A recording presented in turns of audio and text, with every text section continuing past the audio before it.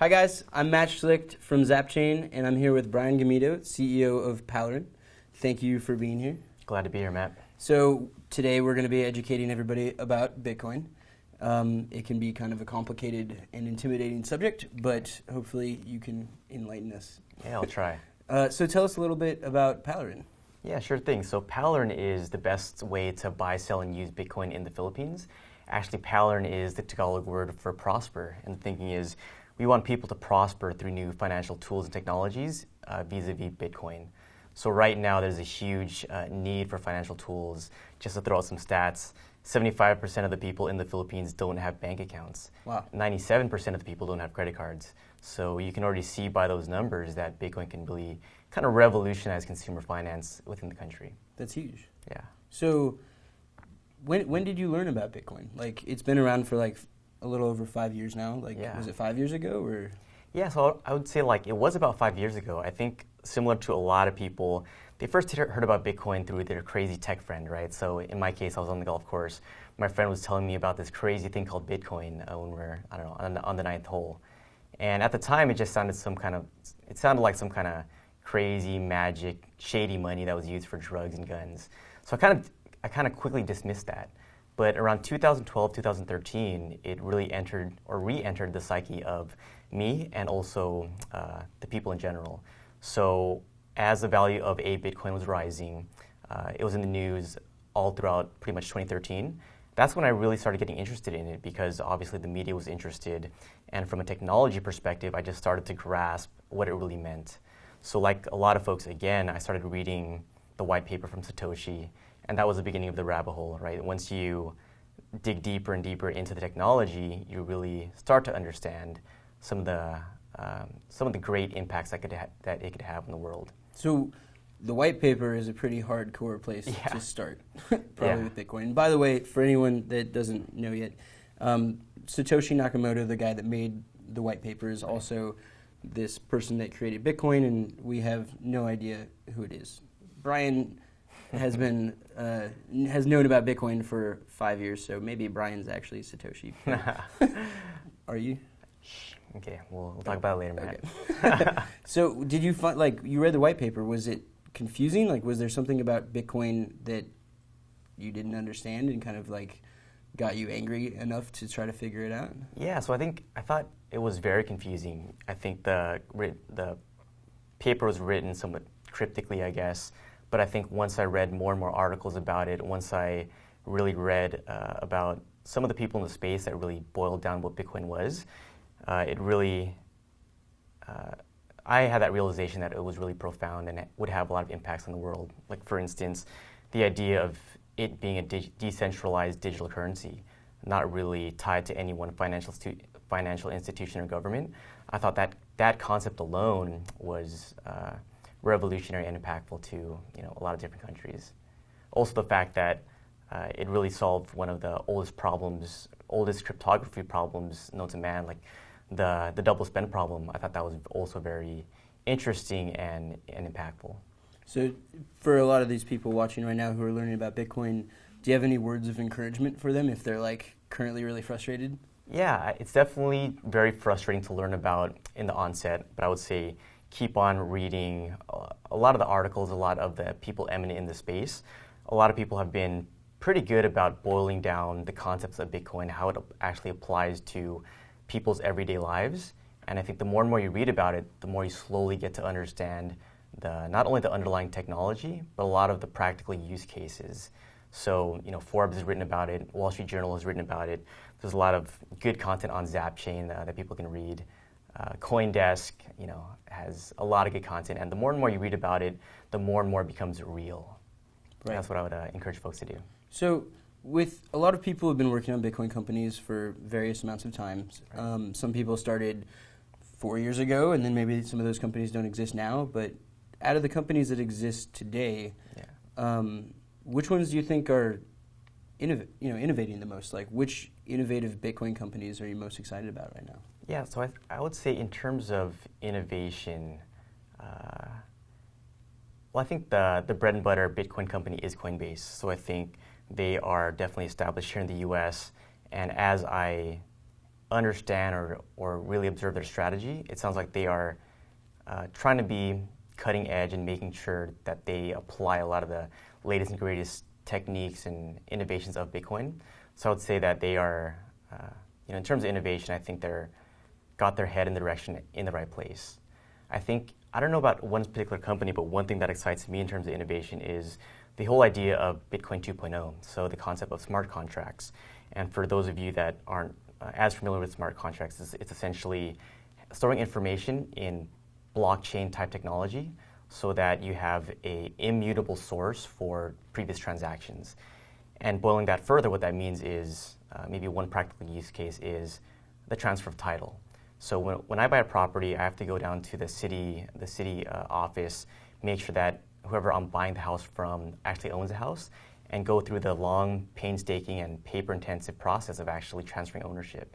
If that transaction was applied to, or if blockchain technology was applied to that particular transaction using smart contracts, that is an innovation that I think will be very important for people in the future. Yeah, absolutely. So Ethereum, they aren't, I guess not really a company, but they have a technology, but the whole idea of Turing complete type of notions will apply to this space. I mean, it would be like the government, like at least the U.S. government and a lot of other governments work with paper. Right, exactly. Quite a bit, which is just not, doesn't make sense at all. Because yeah, it's really hard to track. So it would be awesome if in a couple of years they were actually built on top of blockchain. Yeah, exactly. We live in a digital age. Everything should be within a click away, stored in ones and zeros, and that includes a lot of these big purchase transactions. And I think that's where things are going. So what global applications do you think Bitcoin has? Yeah, so I think Bitcoin has the potential to really impact global finance. So back to Paladin, what we're trying to do is really solve consumer finance for the people of the Philippines.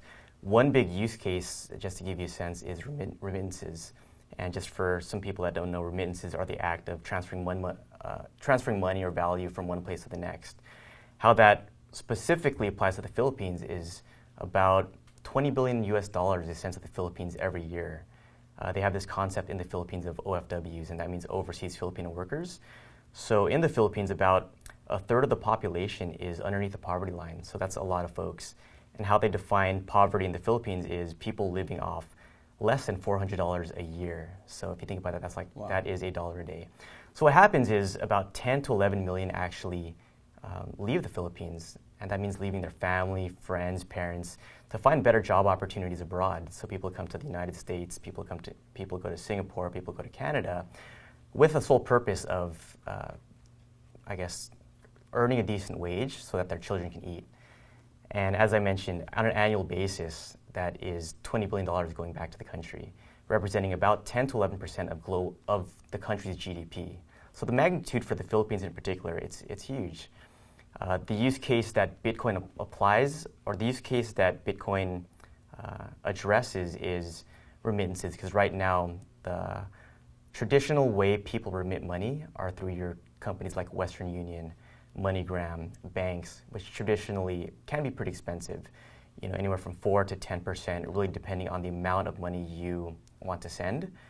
And when I observed that trend, I thought it was, very, very inefficient. Once you apply Bitcoin to that space, if it was a pure Bitcoin to Bitcoin transaction, you take those transaction costs down to close to zero. If, say I was just sending you Bitcoin and you're in the Philippines and I was in the US.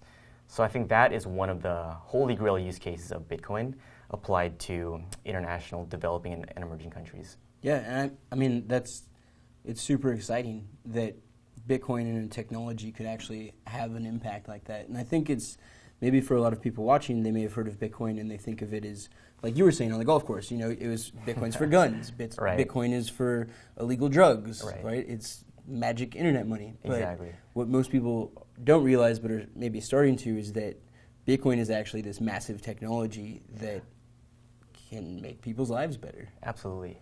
And I just talked about the Philippine use case there, and again, the numbers are pretty staggering. It's about $20 billion. When you look at that use case, I guess globally, all the quarters together, the global remittance market is north of $500 billion. So when you think of Bitcoin being applied to that space in its entirety, there's just a huge potential for efficiencies, for people being able to transact in a better way. So what other impacts do you think Bitcoin can have in like emerging countries? Yeah, absolutely. So I think like another thing that maybe we take for granted here in the Western world is the ability to make payments. So in the States, the penetration rate for credit cards is very high. And then you compare that to the stat that I told you earlier in the conversation that 97% of people in the Philippines don't have credit cards. So what that means is people just aren't really able to pay non-cash transactions. So if they want to buy something, from the Philippine Groupon or buy something online through Amazon, there's not an efficient way to do so. But once people start adopting Bitcoin, they could use it as a pretty efficient payment mechanism to buy things online, send value, and then receive whatever goods or services that they wanted to receive. Do they have any way to do that right now? So right now, it's very manual. So what they do is, if I want to buy something online, you get a paper voucher, and then with that paper voucher, you have to walk to either the retail store or the bank to deposit money, which kind of defeats the purpose of an online transaction, right? Because you still have to walk outside your house, walk to the local store, and buy something. So there's workarounds around it. Obviously, there's got to be a better way. Paladin. Exactly. Paladin should enable people to do that. So that's kind of the goal. Wow, that's awesome. So, as if Bitcoin continues to grow, which it's growing really fast right now, right? What kind of impact do you think Bitcoin will have on the world in like 2 or 3 years, or maybe even like 10 years? Yeah, so I think like the long-term impacts will be enormous. Like I mentioned earlier, I really think it's a catalyst or an enabler to really transform consumer finance and even probably institutional finance. I don't know if it's going to completely replace conventional financial institutions. There is a place for banks. I think there is a place for fiat currency. But now when you add another technology-enabled mechanism, I think it's just going to be more ways to spend money, more ways to use money, more ways to transfer value. So right now, probably Bitcoin penetration it's growing, but it's still relatively low compared to wallets per capita, I guess, per country. But I see that trend I see that adoption continuing to increase, and once it is used as a regular payment method for every merchant, for every store, it'll just be a lot more easier, a lot more frictionless for people to use currency. Right. I mean, and hopefully more people are eating. Yeah, exactly. Right? Yeah. Like it actually has a really great impact. Absolutely. Even if all the other like smart contracts and all these other right. things don't end up working out, if that was the only thing Bitcoin did, that would be pretty amazing. Yeah, that's a great point, right? Like as long as value is being directed to where it's intended, and that's the mouths of hungry kids or whatnot, I think that's of huge benefit and huge impact globally and internationally. Cool. Well, thank you so much for kind of walking us through this and giving us your insights on Bitcoin. Absolutely. It's definitely a lot of really interesting things, and I think that everyone watching appreciates that Bitcoin is not just for drugs and guns. Right, exactly. It's for helping kids that aren't eating, at the very least. Exactly. Cool. That's a great point. All right. Bye, guys.